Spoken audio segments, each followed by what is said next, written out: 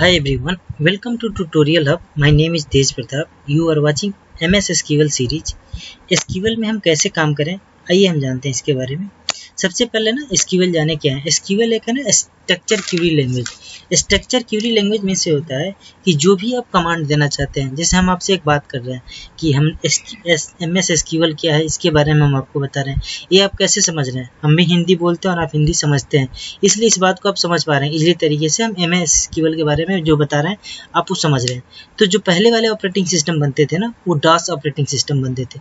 तो अभी ना रिसेंटली जो ऑपरेटिंग सिस्टम बन रहा है वो विंडो वाले हैं। विंडो में ग्राफिकल इंटरफेस होता है, जैसे ये देख रहे हैं ना एक्सिक्यूट, इसके लिए कमांड है एक्सिक्यूट पे आप क्लिक करेंगे तो एक ग्राफिक दिख रहा है, तो आप इस पे क्लिक करेंगे तो जो भी यहाँ क्वेरी लिखते हैं वो एक्सिक्यूट हो जाता है। ठीक है, तो SQL क्या है? Structure query language. जो भी आप अपनी बात कहना चाहते हैं, जो भी कमांड देना चाहते हैं, एक स्ट्रक्चर फॉर्मेट में है, आप उसको बताइए कि ये आप काम करो। सपोज दैट एग्जांपल के तौर पे हम यहाँ एक एग्जांपल लिखते हैं। हमने लिखा ना यहाँ पे SELECT select asterisk FROM form.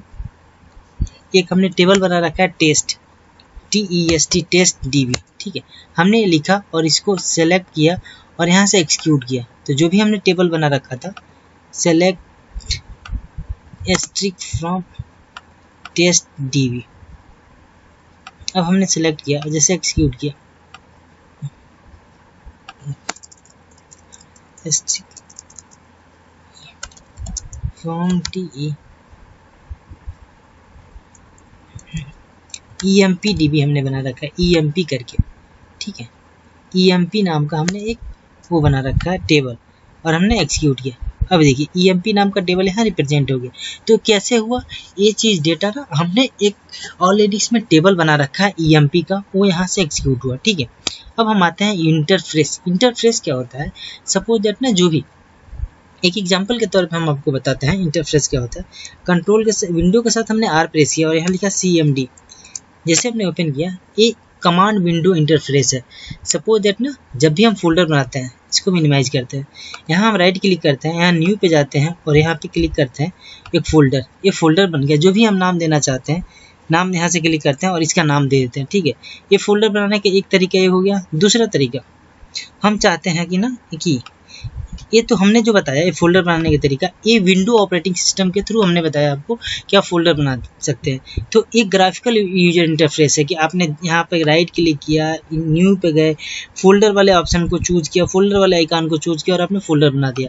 ये ग्राफिकल यूजर इंटरफेस है। अब हम जाते हैं DOS जो यूजर इंटरफेस होता है वो ग्राफिकल नहीं है, वो टेक्स्ट है, कमांड के थ्रू होता है।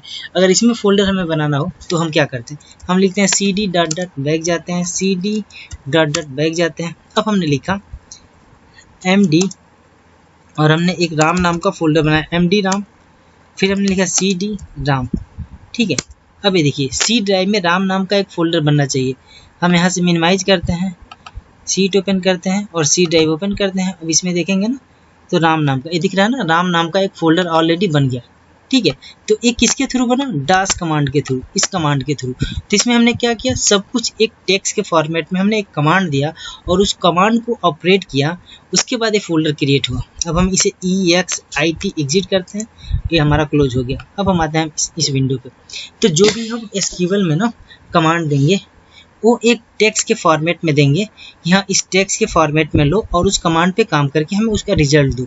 तो सपोज दैट तो SQL ना हमारे कमांड को ही समझता है कि हमने एक कमांड दिया, उस पर काम करेगा और उसके थ्रू रिजल्ट देगा। अब हम आते हैं SQL होता क्या है? Structure query language. इसमें जो क्वेरी हम देंगे उस लैंग्वेज के हिसाब से, जो क्वेरी की लैंग्वेज देंगे उसी के हिसाब से हमें डेटा का आउटपुट मिलेगा। अब इसमें एक डेटाबेस होता है। डेटाबेस मीन्स ये होता है ना, सपोज दैट एक एक्सेल फाइल है, इसमें ना बहुत सारे रो और कॉलम है। तो हम एक डेटाबेस मीन्स होता है कि ऐसा एरिया या ऐसा अब डेटाबेस मीन्स ये मान के चलिए ना एक ऐसा स्पेस जहां आप बहुत अलग अलग टाइप के डेटा रख सकते हैं, टेबल रख सकते हैं, क्वेरी SQL में। आप ना हमारी MS एक्सेस की वीडियो देखिएगा, उसमें हमने बता रखा है कि एक डेटाबेस को कैसे कैसे मैनेज करते हैं। तो सपोज दैट हमने ना एक डेटाबेस बनाया, एक ऐसा हमारे पास स्पेस है जिसमें हम अलग अलग टाइप के डेटा रख सकते हैं। सपोज दैट ये हम डेटा एक टेबल के फॉर्मेट में रखते हैं। टेबल के फॉर्मेट में क्यों रखते हैं, क्या रीजन है? विदाउट टेबल के भी तो रख सकते हैं, डेटा रख सकते हैं, लेकिन टेबल के फॉर्मेट में रखने से हमें प्रॉब्लम नहीं आती है कि जैसे ये हमारा ये है ना टेबल, अगर हम इसको कंट्रोल टी करते हैं, कंट्रोल टी, और हमने ओके किया, ऊपर हेडर मान लो ये टेबल बन गया। अब इस टेबल का एक नाम है, सपोज दैट टेबल है, तो हमने इसका नाम EMP रख दिया, ये EMP रख दिया। अब इसके थ्रू ना हम SQL की क्वेरी आपको बताते हैं कैसे SQL होता है। तो EMP रख दिया, तो इस एक टेबल का नाम है EMP। तो जो भी सीरियल नंबर है इसका एक डेटा टाइप हमने रखा कि इसमें जो भी ये न्यूमेरिक होगा, सीरियल नंबर कभी राम या ए या बी सी नहीं होगा ना, तो जब भी आप न्यूमेरिक देंगे तो ये डेटा एक्सेस करेगा, करेक्टर देंगे तो एक्सेस नहीं करेगा। तो इससे पता चल गया कि ये हमारा फील्ड है, इसमें एनी टाइम न्यूमेरिक ही डेटा इनपुट हो सकता है। ठीक है, नेम वाले फील्ड में हमने करेक्टर दे दिया और एक लिमिट दे रखा कि इसमें इतने करेक्टर ही इनबिल्ड हो, इतने करेक्टर ही रखे जा सके, तो उसका हमने नेम फील्ड दे रखा। फिर डिजिग्नेशन फील्ड में हम नेम से रिलेटेड दे रखा। सैलरी में हमने ये दे रखा कि ना इसमें इंटीजर हो, मतलब डेटा हमारा 1 2 3 में हो, जैसे नंबर में हो, ना कि करेक्टर में हो, तो हमने सैलरी दे रखा। एज में हमने दे रखा कि इसमें जो भी डेटा हो वो इंटीजर हो, डेट ऑफ बर्थ में ये पहले डेट हो, मंथ हो, फिर ईयर, इस फॉर्मेट में हो। तो ये हमारा एक बन गया टेबल। इस टेबल में अलग अलग टाइप के हमने डेटा दे रखा है, उस टाइप का उसका फील्ड हमने डिसाइड कर रखा है कि एज में इस टाइप का डेटा हो, डिजिग्नेशन में इस टाइप का डेटा हो, नेम में इस टाइप का डेटा हो, और सीरियल नंबर में इस टाइप का डेटा हो। तो इस टाइप के टेबल बना के अगर हम SQL में इनपुट करते हैं, इसमें इनपुट करते हैं, तो हमें इन फ्यूचर कोई प्रॉब्लम नहीं होता है कि डेटा एक्सेस करने में। SQL डेटाबेस अरेंज करता जाता है कि इस फॉर्मेट में ये टेबल है, ये क्यूरी है, ये चीज़, वो डेटा अरेंज करता जाता है और वो डेटा रखता है। जब हमें ज़रूरत पड़ता है उस हिसाब से हम डेटा एक्सेस कर सकते हैं।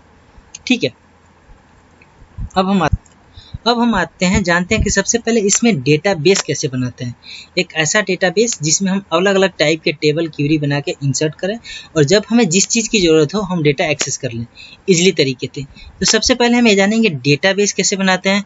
दूसरा, इस डेटाबेस में टेबल कैसे बनाते हैं। ठीक है, तो हम डेटाबेस बनाने के लिए सबसे पहले यहाँ लिखते हैं, ये हम इरेज करते हैं, इसके बाद हम लिखते हैं यहाँ पे डेटा बेस। एक केस सेंसिटिव नहीं होता है, आप स्मॉल लेटर में लिखें, कैपिटल लेटर में लिखें, इससे कोई मतलब नहीं, लेकिन सिंटेक्स आपका सही होना चाहिए। जो भी आप कमांड दे रहे हैं उसकी स्पेलिंग सही होना चाहिए। जैसे BASE की जगह ए लिख दिया तो ये काम नहीं करेगा, SE लिखना पड़ेगा।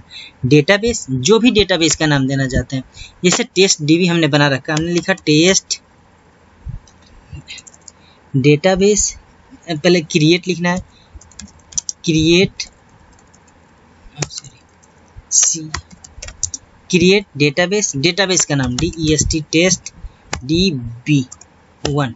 हमने इसका डेटाबेस, पहले हमने डेटाबेस टेस्ट DB एक बना रखा है, टेस्ट DB1 देते हैं इसका। फिर हम यहाँ पे क्लिक करते हैं, एक्सिक्यूट करते हैं, ये हमारा देखिए कमांड कंप्लीट सक्सेसफुली, कंप्लीशन जो टाइमिंग है वो दे दिया। अब यहाँ आते हैं डेटाबेस में, यहाँ देखते हैं ना टेस्ट DB जो ऑलरेडी हमने पहले बना रखा था, एक हमने अभी बनाया टेस्ट DB1। यहाँ से क्लिक करते हैं, यहाँ देखिए टेस्ट DB1 ऑलरेडी हमारा एक बन गया। सपोज दैट आप ये चाहते हैं कि नहीं ये तो गलत हो गया, हमें ये नहीं किसी और नाम से डेटाबेस बनाना था, तो आप इस डेटाबेस को इरेज भी कर सकते हैं, डिलीट कर सकते हैं, परमानेंटली डिलीट। उसके लिए आपको लिखना पड़ेगा, यहाँ आते हैं ड्रॉप डेटाबेस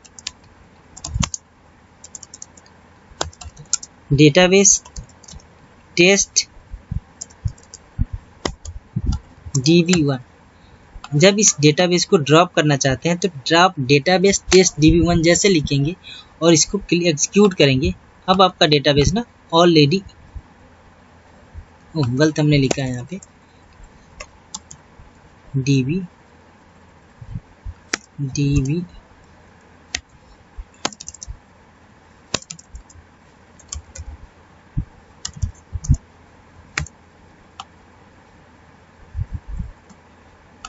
TEST हमें लिखना है ना, TEST टेस्ट DB।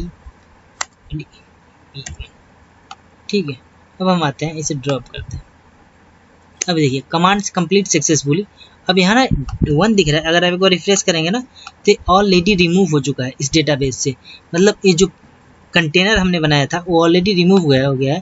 अगर हम एक बार रिफ्रेश करते हैं,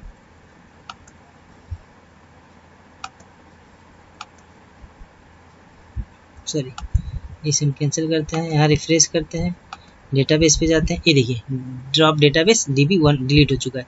तो इस तरह हम डेटाबेस बना सकते हैं और डेटाबेस हटा सकते हैं। जिस नाम से हमें जो भी डेटाबेस बनाना है हम डेटाबेस बनाएंगे। अब इस डेटाबेस में हम कैसे टेबल क्रिएट करें, उस टेबल में कैसे डेटा इंसर्ट करें, नेक्स्ट वाले वीडियो में हम देखते हैं। Thank you so much watching this video. Thanks a lot everyone.